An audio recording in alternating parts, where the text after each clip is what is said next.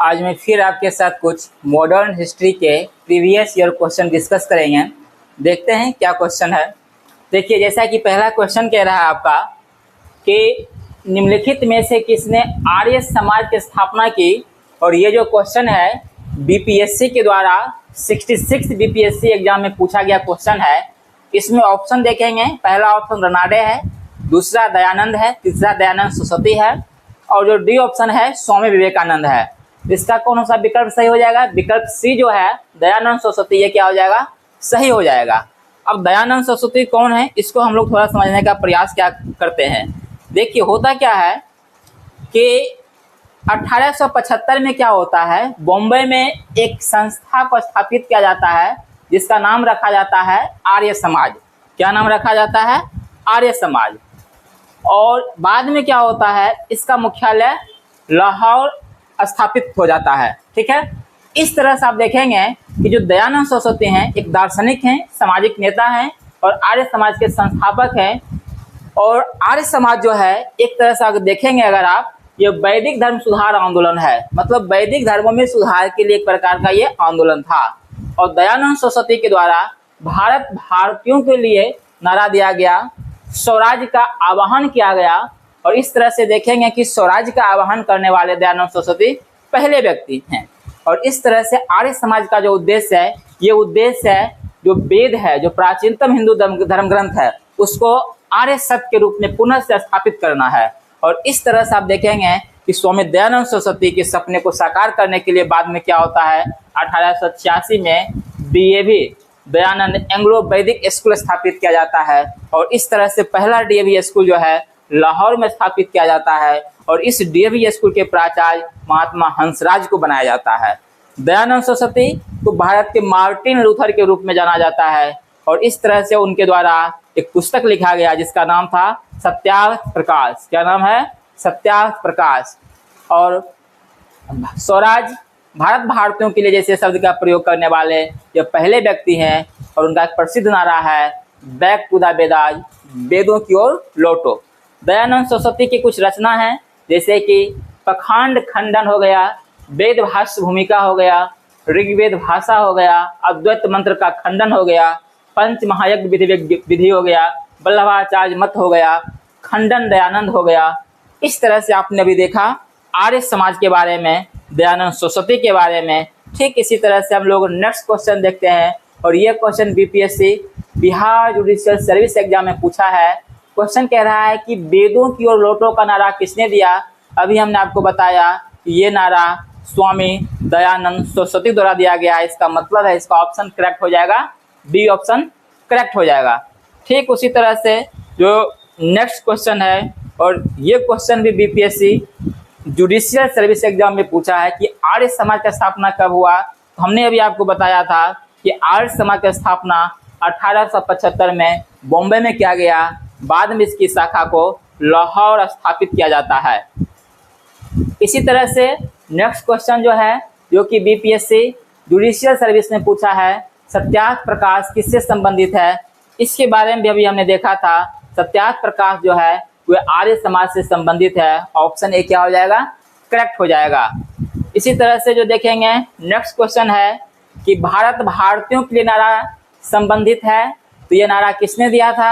हमने अभी आपको बताया था कि ये नारा दयानंद सरस्वती द्वारा दिया गया है। और ये जो क्वेश्चन है AAO 2022 एग्जाम में बीपीएससी पूछा है।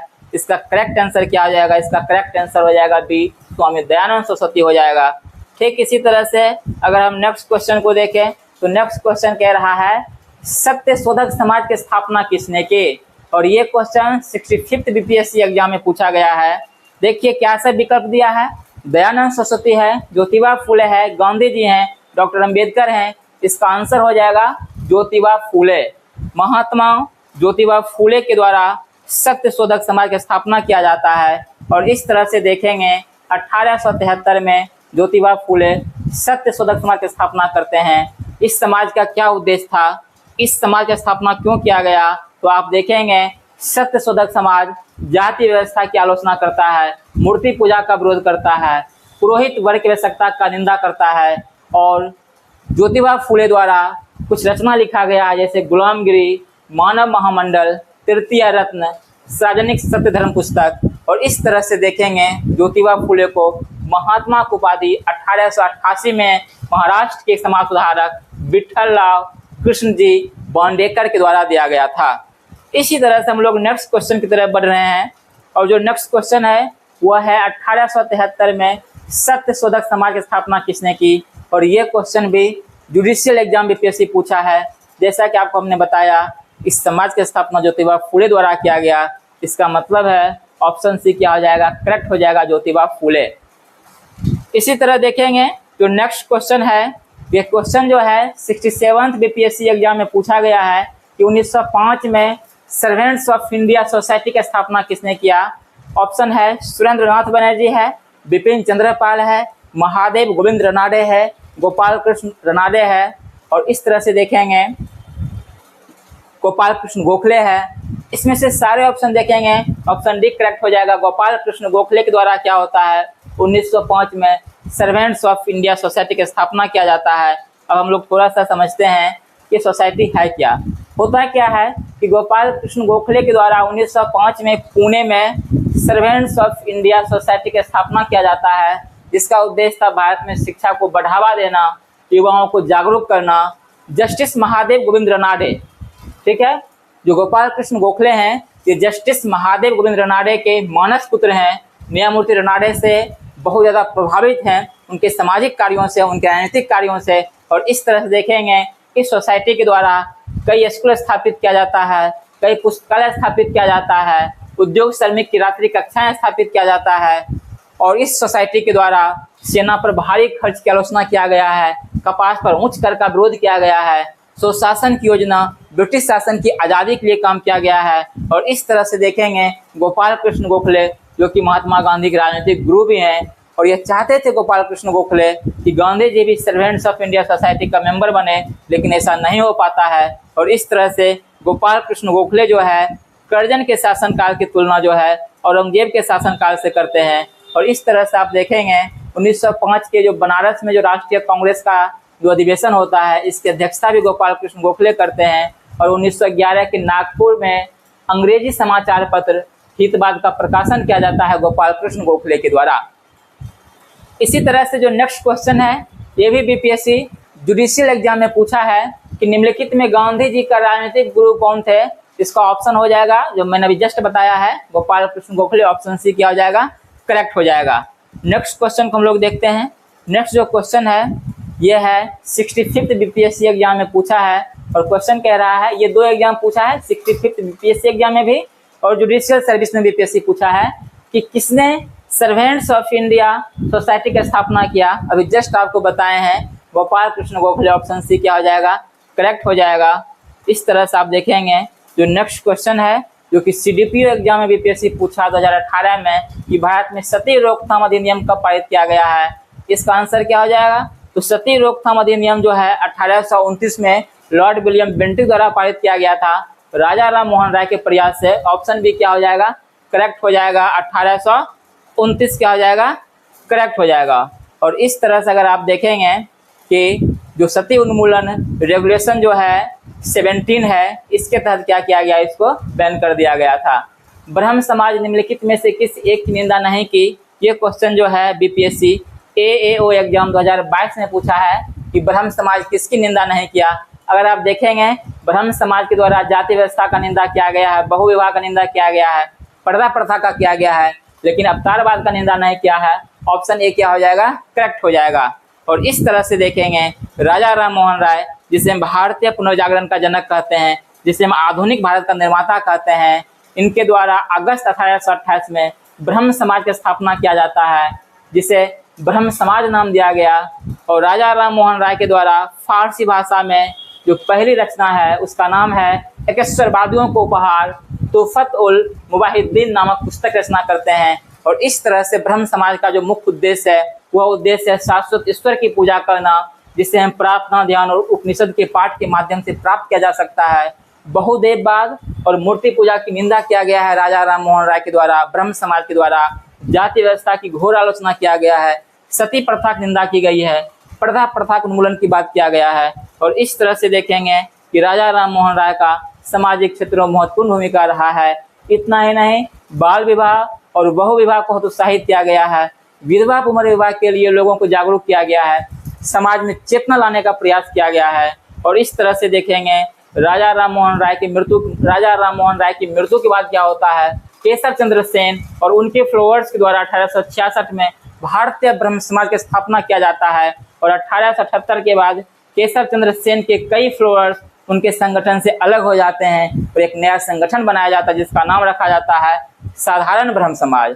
जबकि देवेंद्रनाथ टैगोर जो है आदि ब्रह्म समाज की स्थापना करते हैं। और इस तरह से हम नेक्स्ट क्वेश्चन देखते हैं। नेक्स्ट क्वेश्चन आपका है कि 1815 में प्रकाशित राजा राम मोहन राय की पुस्तक का नाम क्या है। और ये क्वेश्चन जो है CDPO 2018 में पूछा गया है कि 1815 में प्रकाशित राजा राम मोहन राय की पुस्तक कौन सा है। इसका आंसर देखिए क्या है, वेदांत ग्रंथ, भारती विलास, तुफत उल मुबाहिद्दीन, शकुंतलम। इसका आंसर हो जाएगा वेदांत ग्रंथ। 1815 में राजा राम मोहन राय के द्वारा एक पुस्तक प्रकाशित किया जाता है जिसका नाम है वेदांत ग्रंथ। हालांकि उनका जो पहला पुस्तक है जो कि 1804 में प्रकाशित होता है उसका नाम है तुफत उल मुबाहिद्दीन। और इस तरह से देखेंगे कि वेदांत ग्रंथ 1815 में, तुफत उल मुबाहिद्दीन 1804 में और डिफेंस ऑफ हिंदुइज्म 1817 में। और इस तरह से the precepts of Jesus the guide to peace and happiness 1827 में, द यूनिवर्सल रिलीजन जो है 1829 में और भारतीय दर्शन का इतिहास 1829 में प्रकाशित किया जाता है। ठीक है, तो ये सब कुछ महत्वपूर्ण रचना है राजा राम मोहन राय का। नेक्स्ट क्वेश्चन जो है BPSC जुडिशियल सर्विस एग्जाम में पूछा है कि लॉर्ड विलियम बेंटिक किसके मदद से सती प्रथा को उन्मूलन किया। अभी जस्ट आपको बताए हैं कि राजा राम मोहन राय के प्रयास से सती प्रथा को उन्मूलन किया गया था। ऑप्शन डी क्या हो जाएगा, करेक्ट हो जाएगा। इसी तरह से अगर हम नेक्स्ट क्वेश्चन देखने का प्रयास करें तो नेक्स्ट जो क्वेश्चन है 63rd BPSC एग्जाम में पूछा है कि सती को किसने अवैध घोषित किया। अभी जस्ट आपको बताए हैं कि लॉर्ड विलियम बेंटिक के द्वारा क्या होता है, सती को अवैध घोषित किया जाता है। ऑप्शन बी क्या हो जाएगा, करेक्ट हो जाएगा। इसी तरह से अगर हम नेक्स्ट क्वेश्चन देखने का प्रयास करें तो आगे का जो क्वेश्चन है ये UPSC 2012 में पूछा गया है कि ब्रह्म समाज के बारे में निम्नलिखित में कौन सा कथन सत्य है। देखिए पहला कह रहा है कि इसने मूर्ति पूजा का विरोध किया। बिल्कुल सही है, ब्रह्म समाज मूर्ति पूजा का विरोध किया था। धार्मिक ग्रंथ की व्याख्या के लिए पुरोहित वर्ग को स्वीकार किया। बिल्कुल सही है, ब्रह्म समाज के द्वारा पुरोहित वर्ग को स्वीकार किया गया है। तीसरा कह रहा है कि इसने इस सिद्धांत का प्रचार किया कि वेद त्रुटिहीन है। ये ऑप्शन गलत है क्योंकि ब्रह्म समाज वेद को त्रुटिहीन नहीं माना है, जबकि वह माना है कि वेद में त्रुटि हो सकता है क्योंकि इसे भी मानव द्वारा लिखा गया है। इस तरह अगर हम देखने का प्रयास करें तो कौन सा ऑप्शन इसके लिए सही होगा, केवल ए है, केवल 1 2 है, केवल 3 है, 1 2 3 है। तो ऑप्शन 1 और 2 सही है, इसका मतलब बी क्या हो जाएगा, करेक्ट हो जाएगा। नेक्स्ट क्वेश्चन अगर आप देखेंगे तो नेक्स्ट क्वेश्चन हम लोग देखते हैं और ये क्वेश्चन 64th BPSC एग्जाम में पूछा है। देखिए क्या क्वेश्चन है, प्रार्थना समाज, यंग इंडिया, लोक हितवादी, सत्य शोधक समाज, रहनुमाई, मजदायासन सभा के लिए नीचे दिए गए विकल्प में सही संयोजन को पहचानें। प्रार्थना समाज आत्माराम पांडुरंग यहाँ पर भी मिल रहे हैं और यहाँ पर भी मिल रहे हैं। यंग इंडिया मोहनदास करमचंद गांधी यहीं मिल रहे हैं और कहीं तो नहीं मिल रहे हैं। लोक हितवादी गोपाल हरि देशमुख, सत्य शोधक समाज ज्योतिबा फूले, रहनुमाई मजदायासन सभा नौरोजी खुर्दोंजी। एकदम ऑप्शन बी क्या हो जाएगा, करेक्ट हो जाएगा। अब इसको थोड़ा सा हम देख लेते हैं क्या है। देखिए होता क्या है, 1867 में बॉम्बे में क्या होता है, कुछ अंग्रेजी शिक्षित कुलीन लोगों के द्वारा एक सोसाइटी की स्थापना किया जाता है जिससे प्रार्थना समाज कहते हैं, जिसमें मुख्य भूमिका दयानंद आत्माराम पांडुरंग का रहता है। ठीक है, इसी तरह से प्रार्थना समाज जो है एकेश्वरवाद, विधवा पुनर्विवाह, महिला शिक्षा को बढ़ावा देने का प्रयास किया है, जाति व्यवस्था का विरोध किया है और महिला पुरुष दोनों के लिए क्या करता है, विवाह की आयु को बढ़ाने का काम करता है। और इस तरह से देखेंगे यंग इंडिया जो महात्मा गांधी द्वारा 1919 में सत्य अहिंसा और सत्याग्रह की विचारधारा को प्रचार करने के लिए शुरू किया गया एक साप्ताहिक पत्रिका है। और इसी तरह से गोपाल हरि देशमुख महाराष्ट्र के समाज सुधारक हैं, तर्कवादी हैं और ये ब्रिटिश राज में क्या हैं, ये न्यायाधीश के पद पर कार्यरत थे। और इस तरह से हम देखेंगे कि जो गोपाल हरि देशमुख हैं जो कि महाराष्ट्र के समाज सुधारक हैं, इन्होंने क्या करते हैं कि लोक हितवादी नाम से एक साप्ताहिक समाचार पत्र प्रभाकर, ठीक है, साप्ताहिक समाचार पत्र प्रभाकर की शुरुआत करते हैं, जिसमें सामाजिक सुधार पर लिखा गया है। और इस तरह से सत्य शोधक समाज की स्थापना ज्योतिबा फुले द्वारा किया जाता है। ज्योतिबा फुले माली समुदाय से आते हैं और इन्होंने उच्च जाति के वर्चस्व के खिलाफ, ब्राह्मणवादी वर्चस्व के खिलाफ एक आंदोलन का आयोजन करते हैं सत्य शोधक समाज के माध्यम से। और इस तरह से रहनुमाई मजदा यशन सभा जो है, ये पारसी धर्म में सुधार के लिए अंग्रेजी शिक्षित पारसी द्वारा शुरू किया गया एक समूह है, जिसमें दादा भाई नौरोजी हैं, नौरोजी फुरदोंजी हैं, एस बंगाली हैं, KR कामा हैं। और इस तरह से नेक्स्ट क्वेश्चन हम लोग देखते हैं। और नेक्स्ट क्वेश्चन जो है ये 66 BPSC एग्जाम में पूछा है कि पुनः सार्वजनिक सभा का स्थापना से संबंधित है। ऑप्शन ए देख लीजिए क्या कह रहा है। ऑप्शन ए कह रहा है 1858 में महादेव गोविंद रनाड़े, बी कह रहा है 1870 में महादेव गोविंद रनाड़े, सी कह रहा है 1870 में पंडिता रामाबाई रनाड़े, और डी कह रहा है सुरेंद्रनाथ बनर्जी। इसका ऑप्शन हो जाएगा बी करेक्ट हो जाएगा कि पुनः सार्वजनिक सभा 1870 में महादेव गोविंद रनाड़े द्वारा शुरू किया जाता है। और इस तरह से देखेंगे जो पुनः सार्वजनिक सभा है HS चिपलुंकर, GV जोशी और महादेव गोविंद रनाड़े 1870 में पुणे में इसकी शुरुआत करते हैं। इसका उद्देश्य क्या है? किसानों के कानूनी अधिकार को लोकप्रिय बनाना है, सरकार और भारतीय लोगों के बीच मध्यस्थ के रूप में क्या करना है, काम करना है। इस तरह से जो नेक्स्ट क्वेश्चन है वो क्वेश्चन पूछा गया है 59th BPSC एग्जाम में कि पागल पंथ की स्थापना किसने की। ऑप्शन देखेंगे बुल्ले शाह है, करम शाह है, युद्धवेंद्र सिंह है, स्वामी सहजानंद है, और उसका ऑप्शन हो जाएगा बी करेक्ट हो जाएगा करम शाह। पागल पंथ की स्थापना कौन किया है भाई? करम शाह किया है। और इस तरह से जो पागल पंथ जो है ये बंगाल में हाजोंग समुदाय, डालो, होडी, गारो जनजातियों का एक धार्मिक संप्रदाय है और बंगाल के उत्तरी जिलों में इसका प्रभाव है। और इस तरह से जो करम शाह जो है और आगे करम शाह का बेटा टीपू जो है इस संप्रदाय को एक सक्रियता प्रदान करता है और इन्होंने बंगाल में भूमिहीन किसान का अधिकार के लिए आवाज उठाता है। और बाद में यह आंदोलन जो है अंग्रेज और जमींदार के खिलाफ एक सशस्त्र संघर्ष में बदल जाता है। और इस तरह से देखेंगे ब्रिटिश सरकार द्वारा 1833 में इस आंदोलन को कुचल दिया जाता है। और नेक्स्ट अगर आप देखेंगे तो नेक्स्ट क्वेश्चन है BPSC AAO एग्जाम में पूछा है कि निम्नलिखित में से कौन देवबंद स्कूल से संबंध नहीं था। ऑप्शन देखिए क्या सब है। ऑप्शन ए है मोहम्मद कासिम नानोतबी, बी अब्दुल राशिद गंगोही, सी है अल्ताफ हुसैन हाली और डी है महमूद उल हसन। इसका आंसर हो जाएगा ऑप्शन सी अल्ताफ हुसैन हाली। अब होता क्या है इसको हम समझने का प्रयास करते हैं। अब होता है यह है कि जो देवबंद आंदोलन की शुरुआत जो है ये दारुल उलूम, ये क्या है, एक इस्लामिक शैक्षणिक केंद्र है जो कि यूपी के सहारनपुर जिले में है। यहीं से शुरू होता है 1866 में। मोहम्मद कासिम नानोतबी और जो है राशिद गंगोही, मोहम्मद कासिम नानोतबी और राशिद गंगोही को मुस्लिम समुदाय के धार्मिक नेताओं को प्रशिक्षित करने के लिए नियुक्त किया जाता है। और इस प्रकार से देखेंगे कि महमूद उल हसन और मोहम्मद कासिम जो है महत्वपूर्ण नेता हैं देवबंद आंदोलन के। और इसका जो गठन है वो मुसलमानों के बीच कुरान और हदीस की मौलिक शिक्षा का प्रचार करना है, विदेशी शासक के खिलाफ धार्मिक युद्ध, जिहाद की नारा को, भावना को जीवित रखना है। और इस तरह से देखेंगे ये जो आंदोलन है देवबंद जो आंदोलन है एक प्रकार का पुनरुत्थानवादी आंदोलन है। और इस तरह से देवबंद आंदोलन जो है 1885 में भारतीय राष्ट्रीय कांग्रेस के गठन का स्वागत करता है। और इसने सैयद अहमद खान के संगठन जो है संयुक्त राष्ट्रवादी संघ, सर सैयद अहमद का जो संगठन है संयुक्त राष्ट्रवादी संघ, मोहम्मद एंग्लो ओरिएंटल एसोसिएशन, इसके खिलाफ फतवा जारी करता है। इस तरह से हम लोग नेक्स्ट क्वेश्चन की तरफ बढ़ रहे हैं। और नेक्स्ट क्वेश्चन जो है वह क्वेश्चन CDPO 2022 एग्जाम में पूछा है। और क्वेश्चन देखिए क्या पूछ रहा है।